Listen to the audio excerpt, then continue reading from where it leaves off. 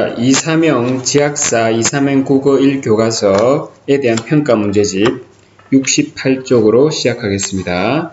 자, 먼저 68쪽의 본격적인 내용을 시작하기 전에 우리 이 대단원이 글의 개성을 찾아서죠. 글의 개성을 찾아서이고 그 첫 번째 단원으로 황진이의 동짓달 기나긴 밤을이라는 시조를 이용해서 공부를 하고 있는데 이 소단원의 또한 제목은 발상과 표현의 개성입니다. 그죠? 그러니까 대단원은 글의 개성을 찾아서, 즉 글에서 개성이 왜 중요한가, 그것을 설명하기 위해서, 공부하기 위해서 소단원 3개가 나열되어 있는데, 첫 번째 지금 황진이의 동짓달 기나긴 밤을 통해서 우리가 도달하고자 하는 목표는 발상과 표현이 개성에 어떤 연관을 맺고 있는가, 글의 개성을 이렇게 형성하는데 발상과 표현이 어떤 역할을 하는가 또는 어떻게 실현되는가, 그런 것들에 중점을 두고 공부를 할 것입니다.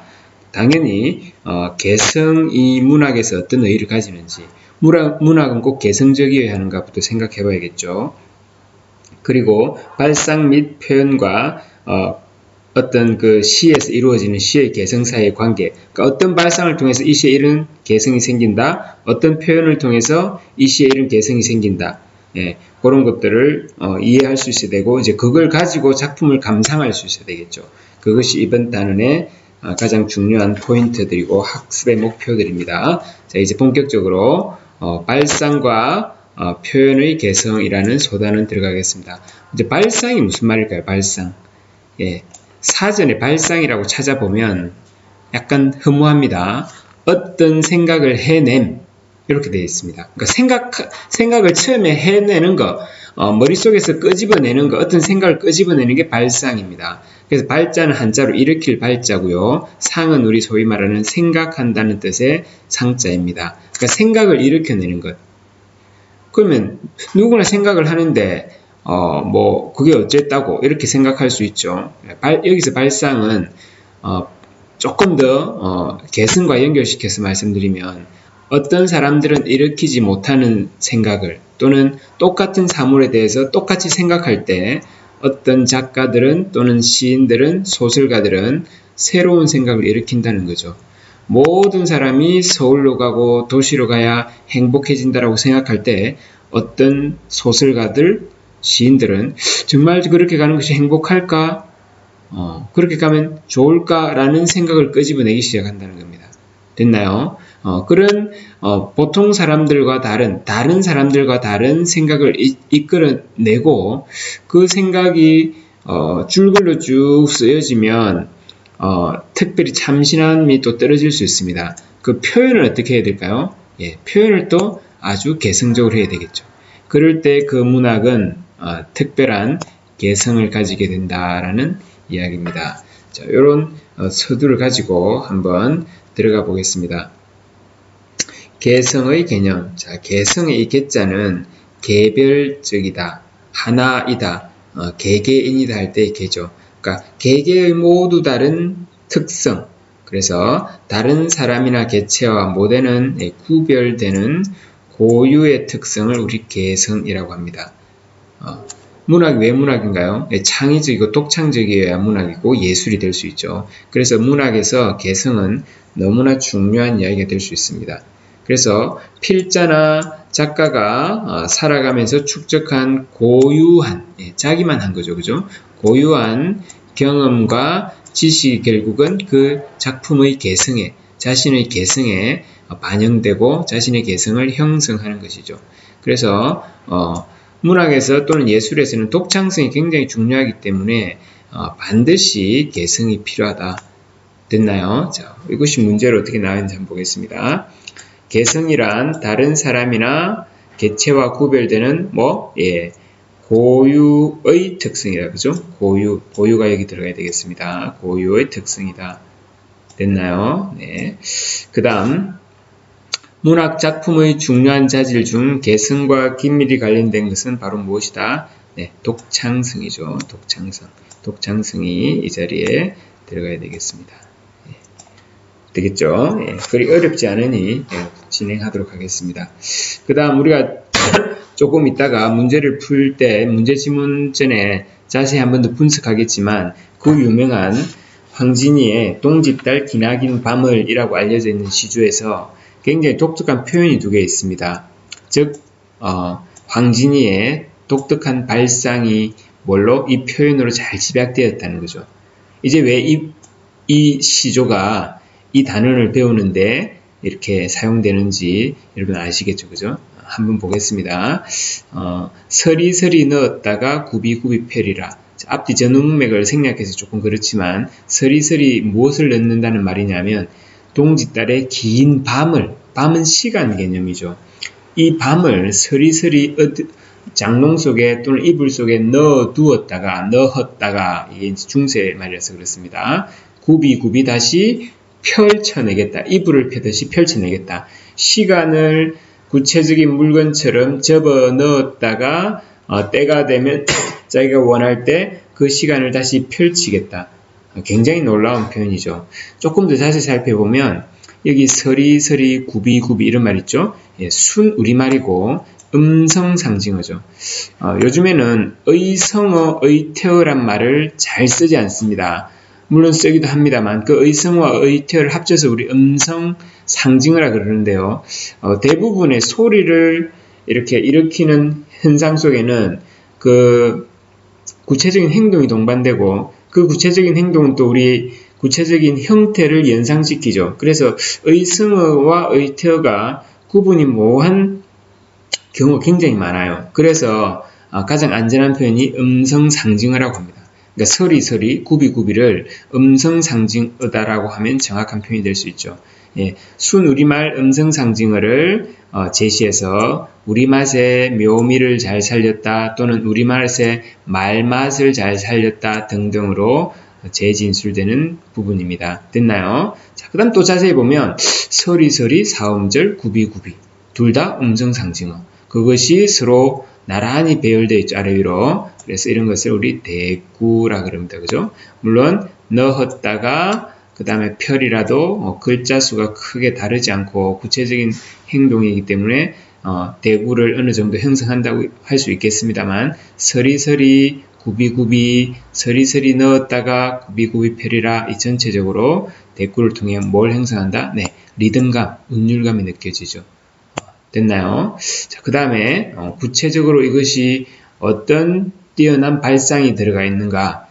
기나긴 밤이라는 뭐죠? 시간이죠. 시간은 우리 추상적인 관념이라는 거죠. 이 추상적인 관념을 우리가 만질 수 있는 무엇처럼 구체적인 사물로 표현해냈다. 여기 어떤 말까지 들어가면 좋을까요? 형상화란 말이 들어가면 정말 좋겠죠. 네. 죄송합니다. 영어가 되고 형상화. 네. 형상화란 말이 이 부분에 이렇게 집약되면 가장 좋겠죠. 됐나요? 자, 이 부분과 관련되어 있는 2번 문제 풀어보겠습니다. 이 시구에 대해서 이렇게 설명할 때 맞는 것과 틀린 것을 가려내야 된다는 거죠. 1번. 예.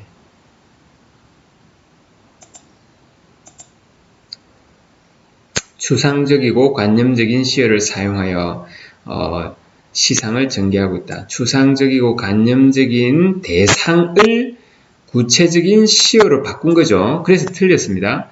무슨 말씀인지 이해되나요? 예. 그러니까 이게 헷갈리시면 안 됩니다.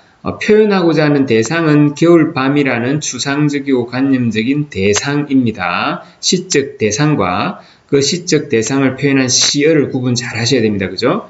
그래서 지금 황진이의 시조는 추상적이고 관념적인 대상을 구체적인 사물을 드러내는 시어로 표현을 한 거죠. 그래서 1번은 틀렸다. 됐나요? 자, 그 다음 순우리말인 음성상징어를 제시하여 생동감을 부여하고 있다. 네, 맞죠? 어떤 부분이죠? 서리서리 굽이 됐나요? 그 다음에 시어를 조금씩 변화시켜 반복적으로 제시함으로써 운율을 형성하고 있다. 자, 반복적으로 제시해서 운율을 형성한다. 또는 비슷한 구조의 대꾸를 통해서 운율을 형성한다는 맞는데 지금 여기 보세요.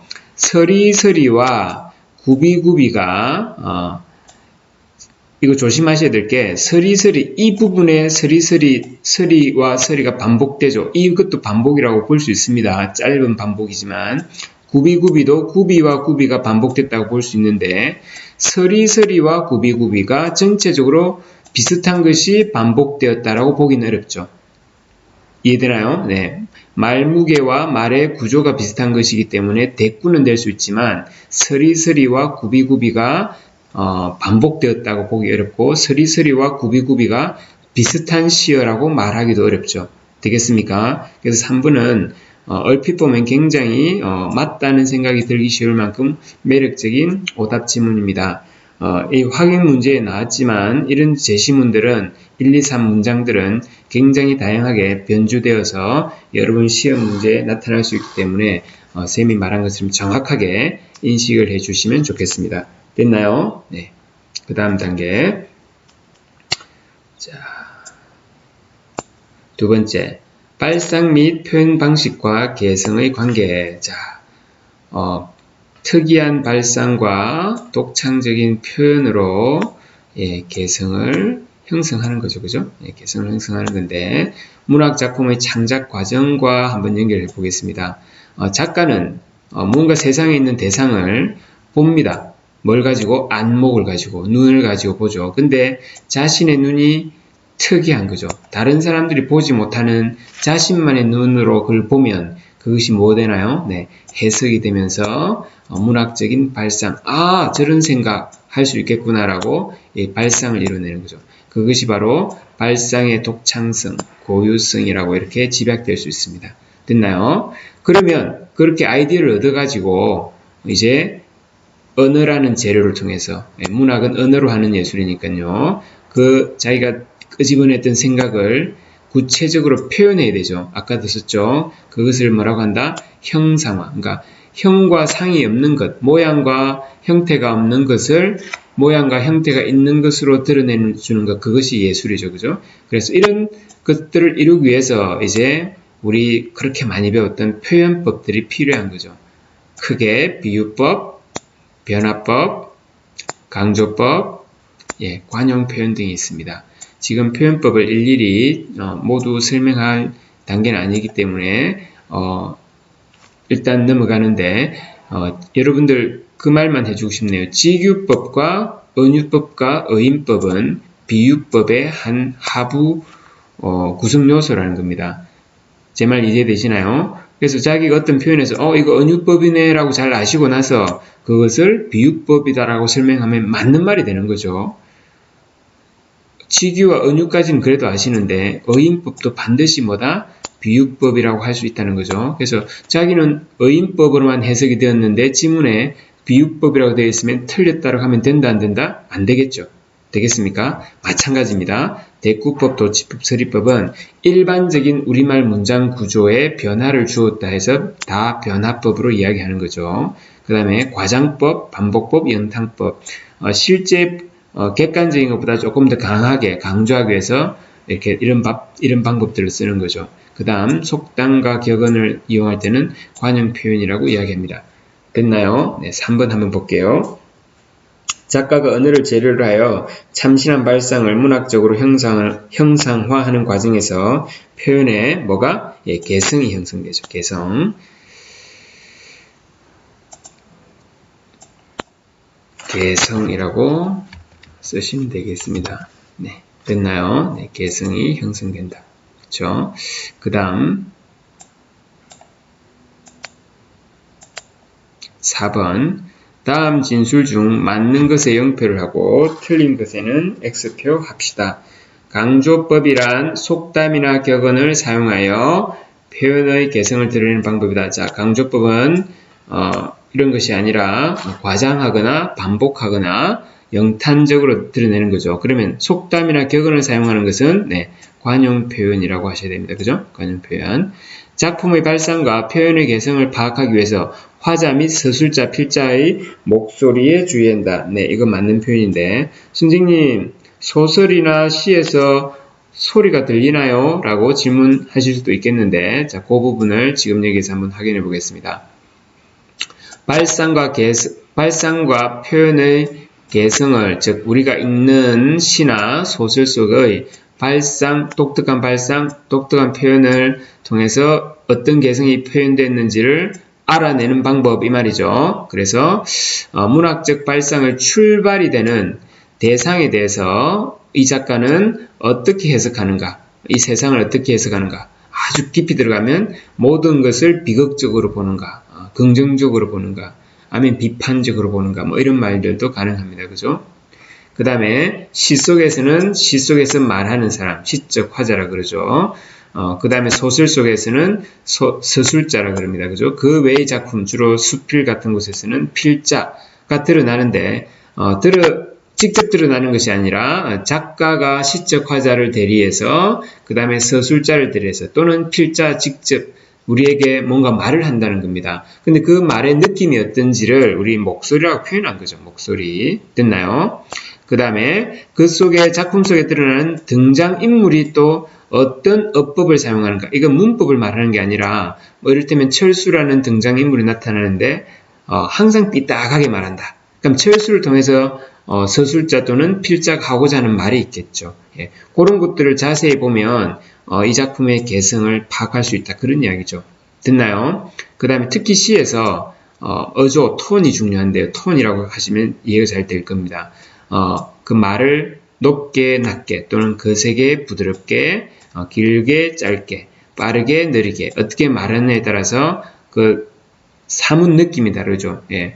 크게는 목소리에 포함될 수도 있습니다. 그죠? 이 작가가 이것을 소리 높여 주장하는구나, 이 작가가 담담하게 고백하는구나 등등의 느낌을 우리는 작품 속에서 해석해내야 되고, 그것이 결국 작가의 개성을 또는 작품의 개성을 형성하는 것이다라는 거죠. 그러면 이런 것들은 작가가 어떤 단어를 선택하고 어떻게 배열하는가 등에 의해서 또한 파악될 수도 있습니다. 됐나요? 또는 사용하는 단어의 종류, 문장의 길이, 그 다음에 수사적 표현 등을 통해서도 작가의 목소리를 파악할 수 있고, 결국에는 작품의 개성을 파악할 수 있다는 거죠. 되겠습니까? 예, 여기까지 68쪽 해설이었습니다.